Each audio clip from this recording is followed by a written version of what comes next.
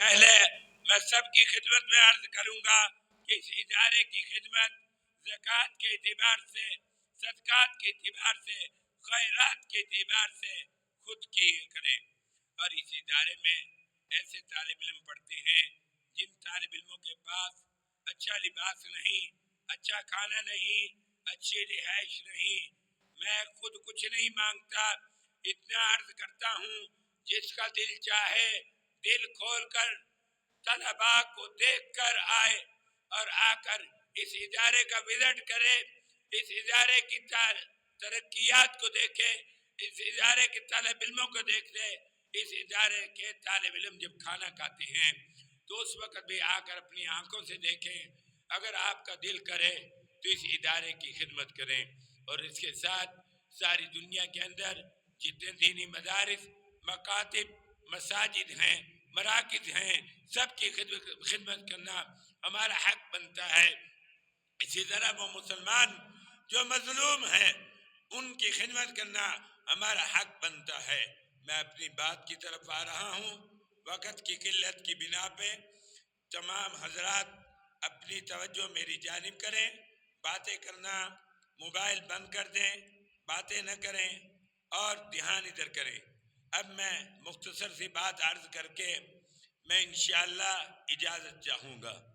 جمعے کی نماز پڑھانی ہے، معاملات اور بھی ہیں اور طبیعت بھی ساتھ نہیں دیتی، گلا بھی ساتھ نہیں دیتا، لیکن آپ کی دعاؤں کی بدولت، میری ماؤں، بہنوں اور بیٹیوں کی دعاؤں کی بدولت، توجہ دھیان سے میری بات کو سنیں۔ میں آپ کی خدمت میں قرآن کی جو آیات پڑھی ہیں ان کی روشنی میں بیان کرنا چاہتا ہوں، جو حدیث پڑھی ہیں ان کی روشنی میں بیان کرنا چاہتا ہوں، اور جو اشعار پڑھے ہیں ان کی روشنی میں بیان کرنا چاہتا ہوں۔ اعوذ باللہ من الشیطان الرجیم۔ پہلی آیت قرآن پاک کی میں نے جو پڑھی، بسم اللہ الرحمن الرحیم،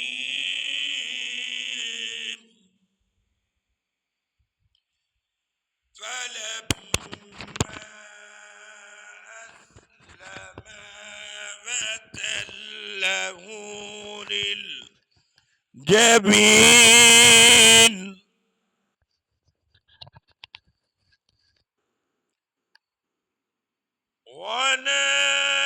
وناديناه أن يا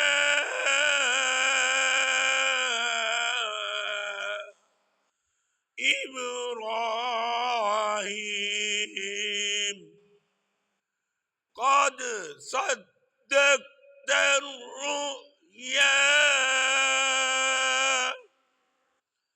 إنا كذلك نجزي المحسنين۔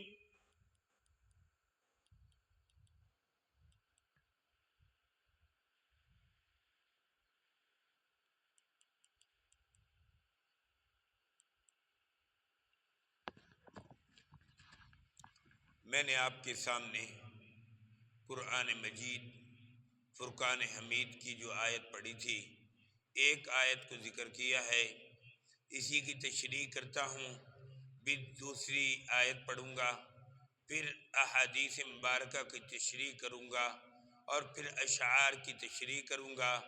وقت قلیل ہے، پھر میں اجازت چاہوں گا کیونکہ میں نے نماز جمعہ پڑھانی ہے۔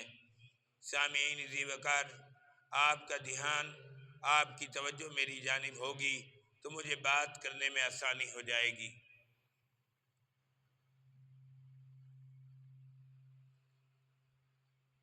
اللہ رب العزت فلما اسلم وتلہ للجبین، اس آیت کے اندر بیٹے کو حکم دے رہے ہیں کہ اپنے باپ کا احترام کیسے کرنا ہے، باپ کی بات کو کیسے ماننا ہے، باپ کے آگے پیش کیسے آنا ہے۔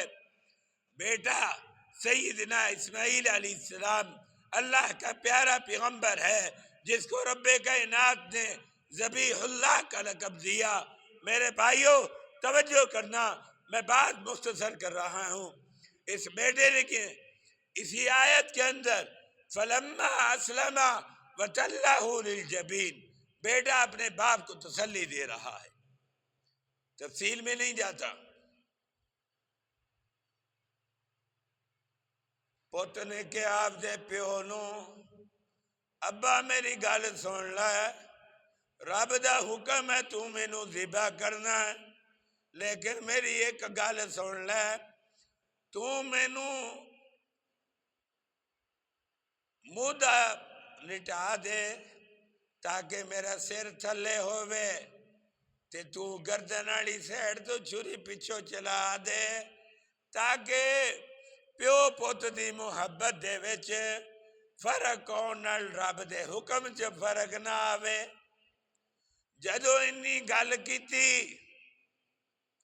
تے سیدنا ابراہیم نے آپ دے بیٹے نو کیا چل تو تیری خواہش تے عمل کر لینا، عمل کیتا چھری نہیں چلی۔ بیٹا کہن لگے ابا جان رب کہندا نہیں پوت پیو دی اکھاں چ اکھ پاوے، پیو پوت دی اکھاں چ اکھ پاوے پھر چھری چلاوے تے چھری چلنی ہے۔ پھر پوت نے اکھاں چ اکھاں پائیاں، پیو نے اکھاں چ اکھاں پائیاں۔ اے گل کہنی سوکھی ہے، اس گل دا منظر اگر سوچ لئیے ساڈی قربانیاں اسی بھول جاواں گے، اے منظر اسی سوچ دے نہیں۔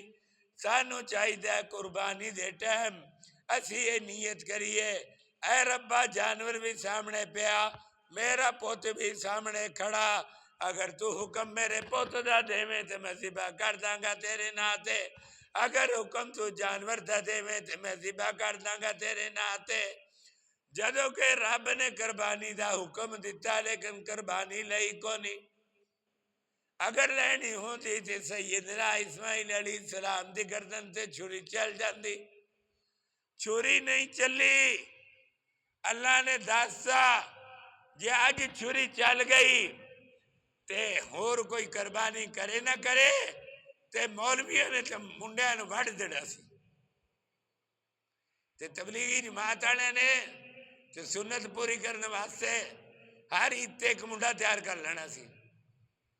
میں آپ دے بچپن دی گل دسدا ہے، میرا پیو میرے غصے ہی کہن لگیا اللہ نے حکم دیتا ہوں نا قربانی دا تے سارے تو پہلے چھری تینوں پھیرنی سی، تے گل کردا پیا سی قرآن دی کہ فلما اسلم وتلہ للجبین، سیدنا اسماعیل علیہ السلام نے آکھیا ابا جان رب کہندا ہے کہ پوت پاوے پیو دی اکھاں چ اکھ تے پیو پاوے پوت دی اکھاں چ اکھ تے پھر چھری چلاوے۔ تے پوت کہن لگیا ابا ایک طریقہ ہو رہا ہے، تو این کر میری اکھاں تے پٹی بن لا، آپ دیاں اکھاں کھلا رکھ تاکہ اللہ دے حکم چ کمی نہ آ جائے۔ سیدنا ابراہیم علیہ السلام پٹی بنن لگے، چھری پھیر نہ چلی۔ پوت نے کہا ابا جان اللہ کہندا اکھ چ اکھ پا کے چھری چلانی ہے، چھری چلائی چھری نہ چلی۔